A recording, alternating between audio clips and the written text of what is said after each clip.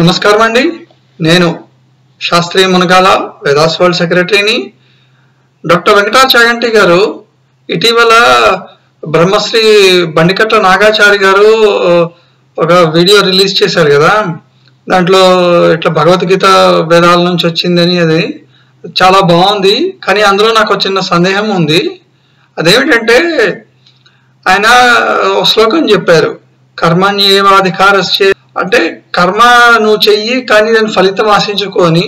అది ఎట్లా సాధ్యం అండి? కర్మ చేస్తున్నావు అంటే మనం ఫలితం ఆశించే చేస్తాం కదా. సో దాని గురించి కొంచెం ఏమైనా ఇన్సైట్ ఇవ్వగలరా?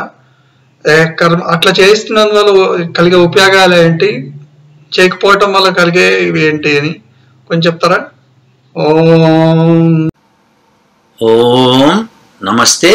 నేను doctor Venkata Chaganti, president Vedas world Inc. ఇప్పుడు మనము శాస్త్రి గారు అడిగిన ప్రశ్నకి, బ్రహ్మశ్రీ బండికట్ల నాగాచారి గారు చెప్పిన విషయానికి కొంత విశ్లేషణ చేద్దాం. అదేంటంటే శాస్త్రి గారు అడిగారు ఈ బ్రహ్మశ్రీ గారు చెప్పిన విషయాల్లో కొద్దిగా విశ్లేషణ చేసి చెప్పమని. సో ఇది రెండవ భాగానికి మీకు స్వాగతం. మొట్టమొదట పరమాత్మని యొక్క నామం గురించి మనం తెలుసుకుంటే, పరమాత్మ నామం ఏముంది అంటే, ఓం తత్సదితి నిర్దేశో బ్రహ్మణస్త్రివిధ స్మృతః బ్రాహ్మణాస్తేన వేదాశ్చ యజ్ఞాశ్చ విహితాః పురాః. అంటే దీని అర్థం ఏంటంటే, పరమాత్మ యొక్క నామము ఓం అని, ఖం అని ఇందులో ఉంటుంది. ఓం తత్ సత్ అనేటువంటి ఈ మూడు పేర్లతోటి పరమాత్మని పిలుస్తారని భగవద్గీతలో ఉంది. అట్లాగే బ్రహ్మణ అంటే పరమాత్మని త్రివిధ స్మృత, మూడు రకాలుగా పిలువబడతాడు అని ఈ భగవద్గీతలో ఉంది. అదే చూడండి వేదంలో ఏముందంటే, యజుర్వేదం 40వ అధ్యాయంలో ఓం ఖం బ్రహ్మ అంటాడు. తర్వాత సర్వే వేదా యత్పదమామనంతి తపాంసి సర్వాణి చ యద్వదంతి యదిచ్ఛంతో బ్రహ్మచర్యం చరంతి తత్తే పదం సంగ్రహేణ ప్రవిక్ష్యే అంటాడు. సర్వ వేదములు ఎవరిని గురించి చెబుతున్నాయో, ఎవరు బ్రహ్మచర్య వ్రతము పూని జీవితాంతం కూడా ప్రయత్నం చేస్తూ ఉంటారో, తపస్సాధనలు చేస్తూ ఉంటారో, ఆ పరమాత్మ యొక్క నామము ఆ పదము పేరు ఓం అని వేదం చెప్తుంది. అలాగే ఇంకా ఎన్నో చోట్ల ఈ వేదంలో ఓం ఖం బ్రహ్మ అని చెప్పబడుతూ ఉంటుంది.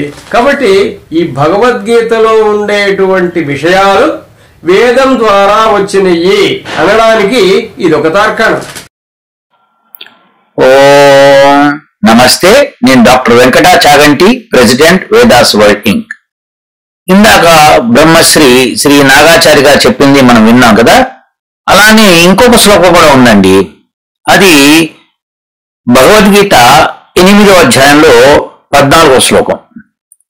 ఈ శ్లోకంలో ఓంతోనే స్టార్ట్ అవుతుంది ఈ శ్లోకం. ఓం ఇత్యేకాక్షరం బ్రహ్మ వ్యాహరన్ మాహం అనుస్మరాన్ యః ప్రయాతి త్యాజం దేహం సయాతి పరమాం గతిం. ఇది ఈ శ్లోకం.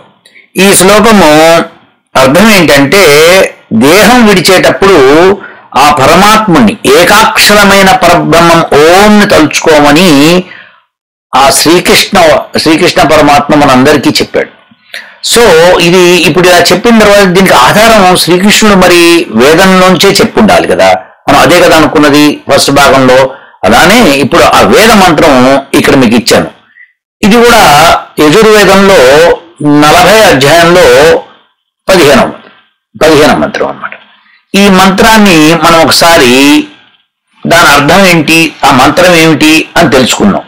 అంటే ఈ మంత్రాన్ని మనం చెప్పేటప్పుడు దానికంటే ముందర ఆయన బ్రహ్మశ్రీ శ్రీ బండికట్ల నాగాచారి గారు చెప్పారు ఆల్రెడీ. ఏమిటి ఆ మంత్రం అని ఒక మంత్రాన్ని ఓం ఖం బ్రహ్మ అని చెప్పుకొచ్చారు. ఇప్పుడు మనము ఇంకొక మంత్రం తీసుకొని ఏం చెప్పారో చూస్తున్నాం.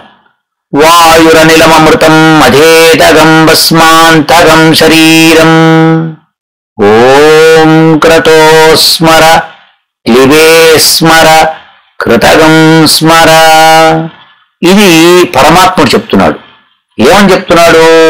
మృత్యు సమయమున ఎట్టి చిత్తవృత్తి ఉండును తెలుసుకొనవలేను. అది ముఖ్యం అన్నమాట. అంటే మృత్యు సమీపిస్తున్నప్పుడు ఆ చిత్తంలో ఏది ఉంటే అలా నెక్స్ట్ జన్మలోకి వెళ్ళిపోతుంటాం అన్నమాట. ఇప్పుడు ఈ ఓం తలుచుకోమని పరమాత్ముడే చెప్తున్నాడు. ఓం క్రతో స్మర క్లిబే స్మర కృతగం స్మర. ఇక్కడ క్రతో అంటే ఏమిటంటే జీవుడు. ఆ జీవుడు ఓంని తలుచుకోవాలి అని చెప్పి ఆ పరమాత్మ చెప్తున్నాడు అన్నమాట. సో ఇప్పుడు మృత్యు సమయంలో ఎలా సమీపించినప్పుడు ఏం చెయ్యాలని పరమాత్ముడు యజుర్వేదంలో మనకి 40వ అధ్యాయంలో 15వ మంత్రంలో ఏం చెప్పారో అదే విధంగా శ్రీకృష్ణ వారు కూడా అర్జునుడికి ఉపదేశిస్తున్నాడు. అది పైన మీకు శ్లోకం చూపించాను, కింద మంత్రం చూపిస్తున్నాను. అంటే మన ప్రయత్నం ఏంటంటే అసలు శ్రీకృష్ణుడు వారు వేదం నుంచి కాకుండా ఏమైనా చెప్పారా అని మనం క్వశ్చన్ అనమాట. కాదు, ఆయన మొత్తము వేదంలోంచే చెప్పారు. ఆయన వేదాంగవేత్త కాబట్టి వేదం నుంచి మాత్రమే చెప్తారు. దానికి ఇందాక బండికట్ల నాగాచారి గారు చెప్పిన ఒక ఉదాహరణ ఇప్పుడు నేను మీకు అదే భగవద్గీతలో 8వ అధ్యాయంలో 13వ శ్లోకం చెప్పాను. అలానే యజుర్వేద మంత్రంలో యజుర్వేదము 40వ అధ్యాయం ఆఖరి అధ్యాయం అనమాట. అదే మనము ఈశావాస్యోపనిషత్తు కింద తయారైందనమాట. ఆ యొక్క అధ్యాయంలో మీకు 15వ మంత్రం తీసుకుంటే చక్కగా ఈ మంత్రం ఇలా ఇచ్చారు. సరే, ఈ మంత్రం యొక్క మొత్తము మీనింగ్ ఏంటంటే కర్మలనొచ్చు జీవా, నీవు అవసాన సమయమున పరమేశ్వరుని స్మరింపుము, స్వసామర్థ్యము కొరకు స్మరింపుము, పూర్వము చేసిన దాన్ని స్మరింపుము, శరీరనందరి ధనంజయాది ప్రాణవాయువు కారణాత్మకమగు బాహ్యవాయు రూపమున ఈ శరీరము భస్మము అంతముగా గలది, బూడిద అగును. అంటే ఖచ్చితంగా శరీరం చనిపోయిన తర్వాత దాన్ని దహనం చేయాలని పరమాత్ముడే చెప్తున్నాడు.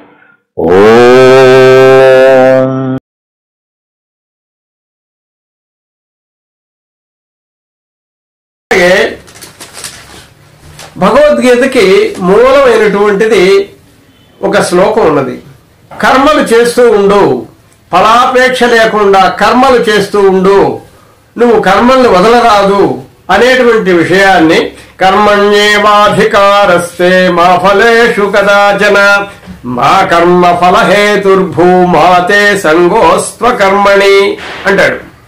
అంటే ఓ అర్జున, నువ్వు కర్మలు చేయడం వరకే అధికారం ఉన్నది, దాని ఫలాల్ని ప్రశ్నించే అధికారం నీకు లేదు. అందుకని కర్మలు చేయటం మానవద్దు, కర్మలు చేస్తూనే ఉండు అని చెప్పేసేసి దాని యొక్క సారాంశం. ఇదే విషయాన్ని యజుర్వేదం 40వ అధ్యాయంలో కుర్వన్నేవేహ కర్మాణి జిజీవిషేచ్ఛతగం సమాహ ఏవం త్వయి నాన్యధేతోస్తి న కర్మ లిప్యతే నరే. ఓ మనోడా, కుర్వన్నేవేహ కర్మాణి, కర్మలు అంటే వేద విహిత కర్మలు, సత్కర్మలు, నీ స్వభావజ కర్మలు అంటే నీ గుణకర్మ స్వభావాలకి సంబంధించినటువంటి నీ స్వవర్ణ కర్మలని కుర్వన్నేవ చేస్తూనే ఉండు. అంటే ఫలాలు వచ్చినా రాకున్నా కర్మలను ఆపకుండా చేస్తూనే పో. ఫలం ఆశించకుండా కర్మలు చేస్తే అవి నిన్ను బంధించవు, వాటిని అనుభవించడానికి నువ్వు మళ్ళా జన్మలెత్తాల్సిన అవసరం రాదు అనేటువంటిది ఆ కుర్వన్నేవేహ కర్మాణి అనేటువంటి మంత్రానికి ఇది తాత్పర్యం. కాబట్టి ఈ రకంగా ఇటు వేదంలో ఉండేటువంటి, వేదం ముందు భగవద్గీత తర్వాత కాబట్టి వేదంలో ఉండేటువంటి ఈ మంత్రం యొక్క సారాంశాన్ని కర్మణ్యేవాధికారస్తే అనేటువంటి శ్లోకం ద్వారా అక్కడ చెప్పబడదు అనమాట. భగవద్గీతకి వేదం మూలం అన్నదాన్ని సారాంశంగా తీసుకొని బ్రహ్మశ్రీ బండికట్ల నాగాచారి గారు చెప్పిన విషయాల్ని మనము కాస్త విశ్లేషణకు వెళ్దాం. అదేంటంటే కర్మ ఎందే నీకు అధికారం కలదు, దాని ఫలితం అందు కాదు అని శ్రీకృష్ణుడు వారు భగవద్గీతలో ఉపదేశించినట్టుగా మనకు తెలుస్తోంది. దానికి సంబంధించి వేదమంత్రానికి ఆధారం ఏంటి, వేదమంత్రం అన్నది బ్రహ్మశ్రీ గారు చెప్పారు. మనం ఇప్పుడు చేయాల్సిన పని ఏంటంటే అసలు ఏమిటిది?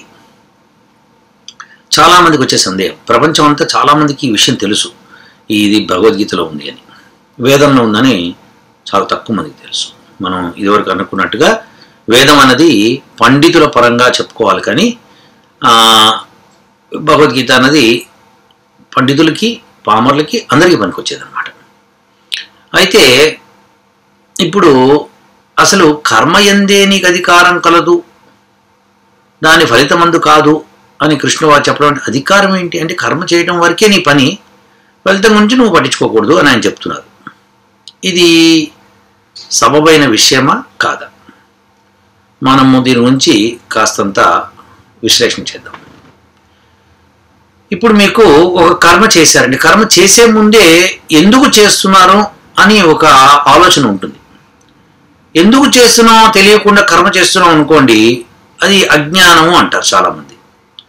ఫర్ ఎగ్జాంపుల్, నేను ఒక రాయి ఎత్తి ఇలా నుంచున్నా అనుకోండి, అప్పుడు ఎందుకు అలా రాయి ఎత్తి పట్టుకున్నాము? ఒక కారణం ఉండాలి కదా, ఏదైనా ఫలితం ఆశించి కదా. ఊరికే అలా పట్టుకున్నాను అంటే అర్థం లేదు.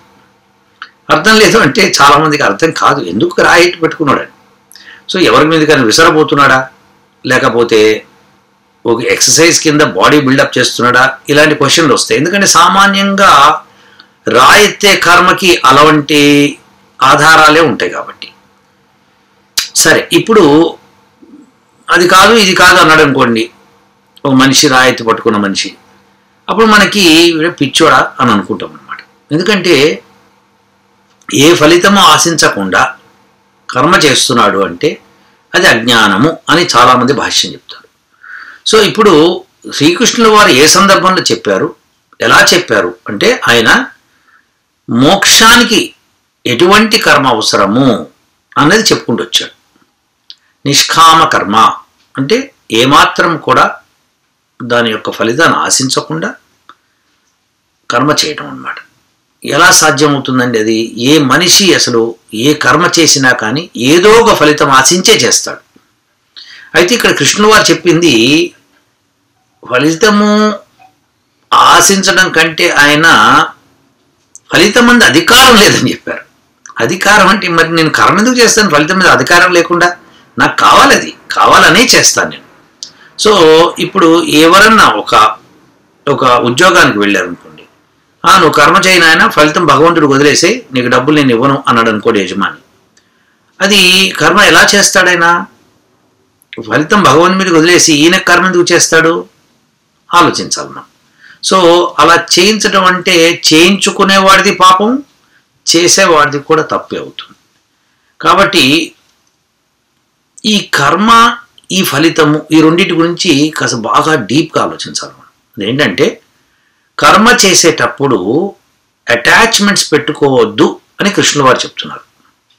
అంటే అటాచ్మెంట్ అంటే ఏమిటంటే, ఇప్పుడు నేను ఒక పరీక్ష రాస్తున్నాను అనుకోండి, దానికి బాగా చదవాలి నేను, ఎందుకంటే పరీక్ష పాస్ అవ్వాలంటే చదవాలి కాబట్టి. పాస్ అవ్వాలి అన్నది ఫలితం ఆశిస్తున్నాను నేను, కాబట్టి రాస్తాను పరీక్ష తప్పాననుకోండి, అప్పుడు నాకు దుఃఖం అవుతుంది అన్నమాట. సరే, దుఃఖం అయితే అయింది, మళ్ళీ ఒకసారి రాస్తానేమో. లేదు, ఫలితం ఆశించినంది రాలేదనుకోండి, నేను ఏ ఫస్ట్ క్లాస్ ఆశిస్తే సెకండ్ క్లాస్ వచ్చిందనుకోండి, బాధపడతాను. లేదు, నేను ఏదో డిస్టింక్షన్ ఆశించాను, ఓన్లీ ఫస్ట్ క్లాస్ వచ్చిందనుకోండి, బాధపడతాను. లేదు, నేను గోల్డ్ మెడల్ కోసం ట్రై చేస్తున్నా, లేదు నాకు ఓన్లీ డిస్టింక్షన్ వచ్చింది, బాధపడతాను. సో ఇప్పుడు ఆశ అన్నది ఉంది చూసారా, పెట్టుకోవాలి మనిషి, కంపల్సరీ పెట్టుకోవాలండి. కానీ దాంతో అటాచ్మెంట్ పెట్టుకోవద్దు, బాధ కలిగేటట్టుగా అటాచ్మెంట్ పెట్టుకోకూడదు. ఎందుకు అంటే ఎప్పుడైతే అటాచ్మెంట్ పెట్టుకుంటామో ఆ ఫలితం భగవంతుడు నీకు ఇస్తాడు నాయన. ఇప్పుడు నేను ఒక లాటరీ టికెట్ కొన్నాను, కొని నాకు ఎట్లన్నా సరే ఒక 100 కోట్లు రావాలి లాటరీలో అని కోరుకుంటూ లాటరీ టికెట్లు కొంటూనే ఉంటాను వచ్చేదాకా. అలా కొంటున్నాం అనుకోండి, దాని మీద ఆశ పెట్టుకున్నాం అనుకోండి, ఆ 100 కోట్ల కోసము పరమాత్ముడు మళ్ళీ మనకి జన్మనిస్తాడు. ఒకవేళ ఈ జన్మలో తీరకపోతే మళ్ళీ ఆ జన్మలో ప్రయత్నం చేస్తూ ఉంటాం. సో శ్రీకృష్ణుడు వారు చెప్పింది ఏంటంటే, ఎలా అయితే నువ్వు ఆశిస్తావో ఆ ఆశకు తగ్గట్టుగా ఫలితము పరమాత్ముడు ఇచ్చి తీరుతాడు. ఇవ్వడం తథ్యం అనమాట. కానీ అది ఎప్పుడు జరుగుతుంది, ఎలా జరుగుతుంది? ఎందుకండి ఇప్పుడు నేను లాటరీ టికెట్ కొంటున్నాను, ఇప్పుడే నాకు కావాలి ఫలితం అని ఉంటుంది. ఎస్ అండి, ఆలోచిద్దాం ఒకసారి. ఇప్పుడు లాటరీ టికెట్ నేను కొన్నానండి, నాకు 100 కోట్లు రావాలని కొన్నానండి. అయితే మనది ఏంటంటే ఈ కర్మ సిద్ధాంతం ప్రకారం ఏ కర్మలు చేస్తే అటువంటి ఫలితాలు వస్తాయి. కాబట్టి నేను 100 కోట్లకు సంపాదించినంత ఫలితం ఆ యొక్క కర్మ నేను ఇదివరకు పాస్ట్లో చేసుంటేనే ఇప్పుడు ఆ ఫలితం వస్తుంది. కాబట్టి చేసి ఉండకుండా ఫలితం ఇవ్వడం అనేది జరగదు. ఇచ్చాడు అనుకోండి, భగవంతుడు అన్యాయకారి అయిపోతాడు. కాబట్టి ఫలితం ఆయన ఇదివరకు చేసిన కర్మల ఆధారంగా చేసుకుని ఇస్తాడు మనకి.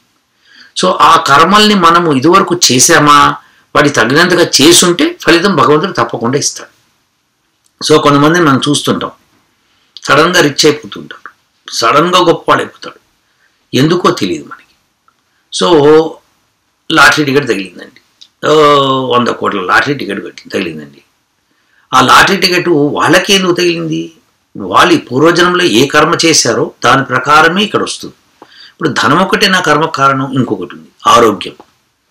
ఆరోగ్యం కొంతమంది 80 ఏళ్ళు 90 ఏళ్ళు 100 సంవత్సరాలు కూడా వాళ్ళకి ఏ జబ్బు లేకుండా బతుకుతారు. అది కూడా పూర్వజన్మ కర్మ, ఈ జన్మ కర్మ. అలానే ఏ జన్మల్లో జన్మల్లో చేసిన కర్మలన్నిటి ఫలితాలు ఇచ్చుకుంటూ వస్తున్నప్పుడు ఇలా జరుగుతుందన్నమాట. అయితే మీరు అనొచ్చు, ఏ జన్మలో కర్మ ఆ జన్మలో అయిపోతే ఫలితం బాగుంటుంది కదండి అని. అప్పుడు ఇంకో జన్మ ఉండదు ఇంకా. అయితే అవ్వడానికి కూడా ఆస్కారం లేదు. ఎందుకంటే ఒక వ్యక్తి ఉన్నాడు, ఆ వ్యక్తి ఒక తప్పు చేశాడు అనుకుందాం. ఆ తప్పు ఏంటంటే ఒక దొంగతనం చేశాడు. ఆ దొంగతనం 100 రూపాయలు చేశాడు అనుకుందాం. ఆ 100 రూపాయలకు తగ్గట్టుగా అతనికి ఫలితం దొరుకుతుంది. Positive negative. ఇప్పుడు దొంగతనం చేసి ఆ 100 రూపాయలు సంపాదించుకున్నాడు కాబట్టి దాన్ని ఎలా వినియోగించుకుంటే అలా అతనికి ఫలితం వస్తుంది. ప్లస్ దొంగతనం చేసినందుకు వేద విరుద్ధం కాబట్టి ఆ ఫలితం అతనికి దొరుకుతుంది. అదే 200 దొంగతనం చేశాడు అనుకోండి, ఇప్పుడు డబల్ అవుతుందా ఆ ఫలితము? Question mark. 300 చేశాడు అనుకోండి, త్రిబల్ అవుతుందా? లేకపోతే 1000 చేశాడు అనుకోండి, 10 అవుతుందా? 1,00,000 రూపాయలు చేశాడు అనుకోండి, ఎన్నింతలు అవుతుంది? ఇలా మనం లెక్క పెట్టుకుంటూ పోయాం అనుకోండి. ఇప్పుడు 100 రూపాయలు దొంగతనం చేసినప్పుడు ఎవరి దగ్గర నుంచి అయితే దొంగతనం చేశాడో అతను ఎంత బాధపడ్డాడో ఆ బాధంతా ఇతను కూడా అనుభవించి తీరాల్సిందే కదా. ఎందుకంటే అది న్యాయం అవుతుంది. సరే, ఆ భగవంతుడి న్యాయాన్ని మనం అలా తీసుకొని మనం అతను దొంగతనం చేసిన దానికి ఇప్పుడు ఫలితం ఎప్పుడొకప్పుడు అనుభవిస్తాడు. సో ఇప్పుడు ఇతను దొంగతనాలు కంటిన్యూస్గా చేసుకుంటూ పోతున్నాడు అనుకుందాం. ఒక 25 సంవత్సరాలు దొంగతనాలు చేశాడు అనుకుందాం. అప్పుడు ఆ 25 సరిపడా అతనికి అనుభవానికి రావాలి కదా.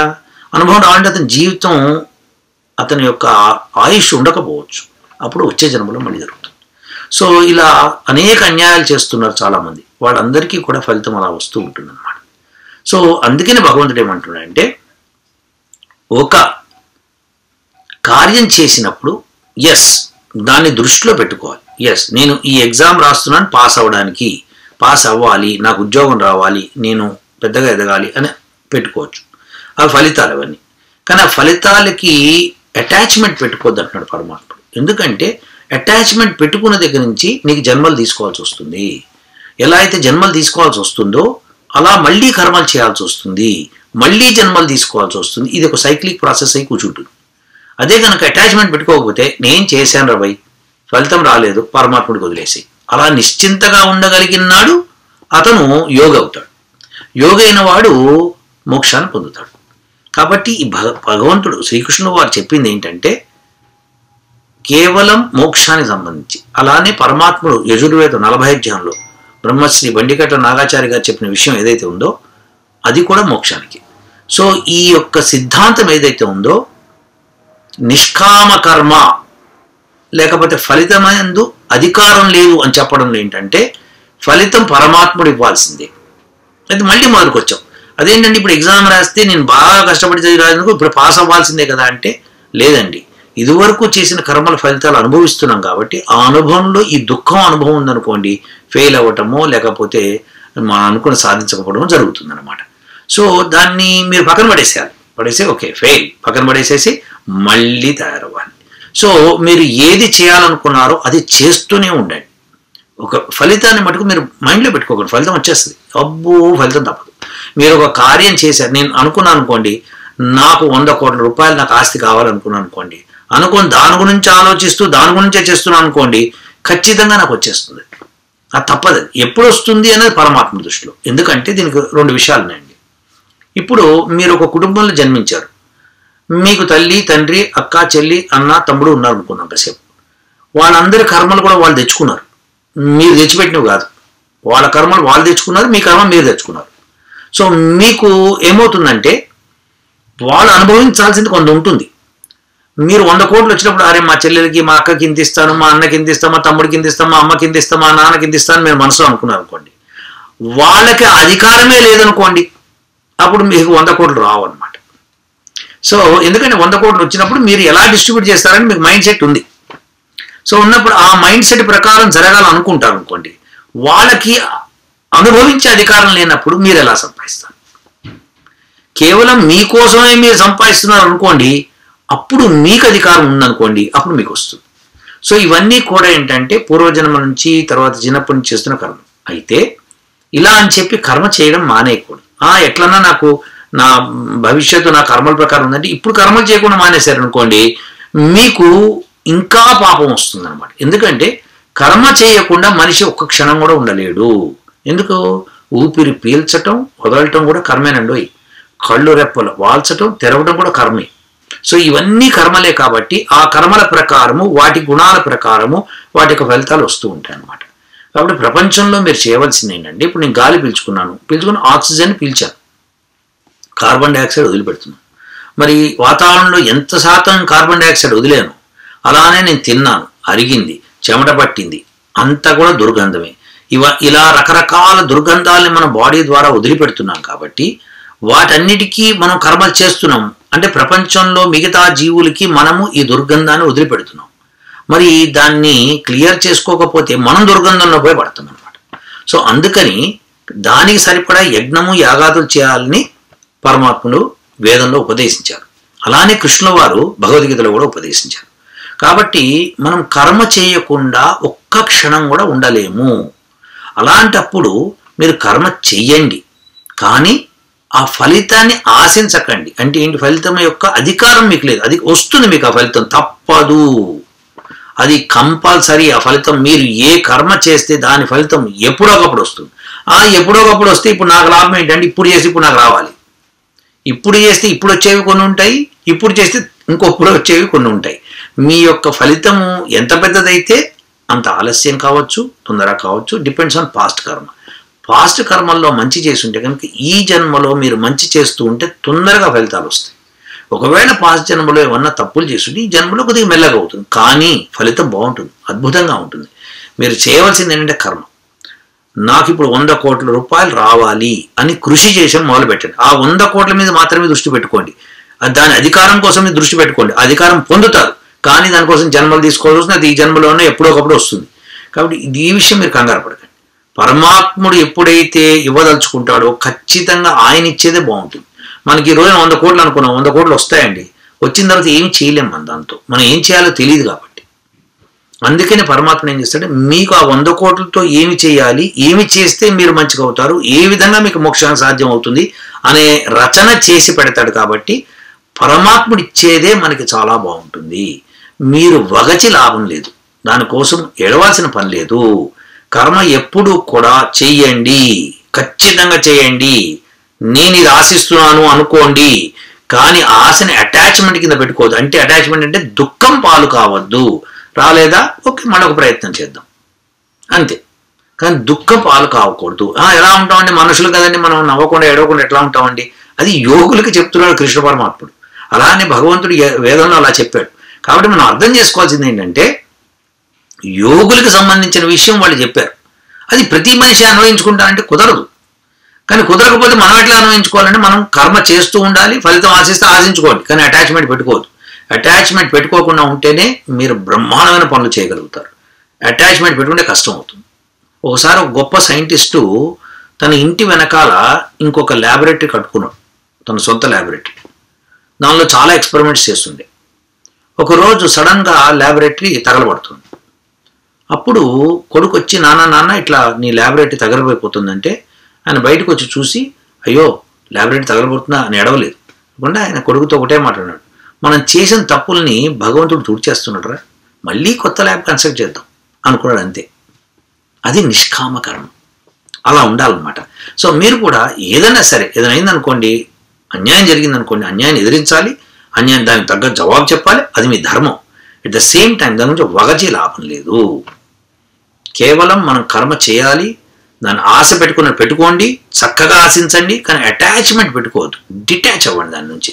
అంటే రిజల్ట్ ఏదైనా కావచ్చు, పాజిటివ్ కావచ్చు, నెగిటివ్ కావచ్చు, దాని గురించి వరి కాకూడదు.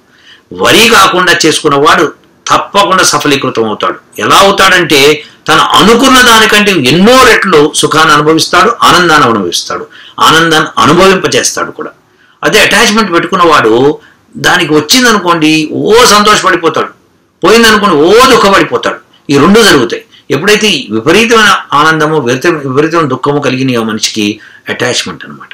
అప్పుడు ఏమవుతుందంటే తను అనుభవించడం కూడా పోతాడు అనమాట. సో అందుకని పరమాత్ముడు వేదంలో చెప్పింది, కృష్ణుల వారు మనకి భగవద్గీతలో చెప్పింది, రెండిటి విషయాల్లో మనకి సాపత్యం ఏంటంటే కర్మ యందు అధికారం కలదు, దాని యొక్క ఫలితం యందు అధికారం లేదు. ఫలితం రావాలంటే పూర్వజన్మ కర్మలు వచ్చి ఉండాలి, ఒకవేళ రాకపోతే మీకు తర్వాత ఎప్పుడో వస్తుంది. కాబట్టి మీరు వగచద్దు. మీరు కర్మ చేస్తే, మంచి కర్మ చేస్తే ఖచ్చితంగా మంచి ఫలితాలు ఉంటాయి, చెడు కర్మ చేస్తే ఖచ్చితంగా చెడు ఫలితాలు ఉంటాయి. అది ఎప్పుడు ఏంటి అని పరమాత్ముడు వదిలిపెట్టేయండి, ఆనందంగా ఉండండి, కర్మ చెయ్యండి, కానీ అటాచ్మెంట్ వద్దు. ఇది సారాంశం అండి. ఓం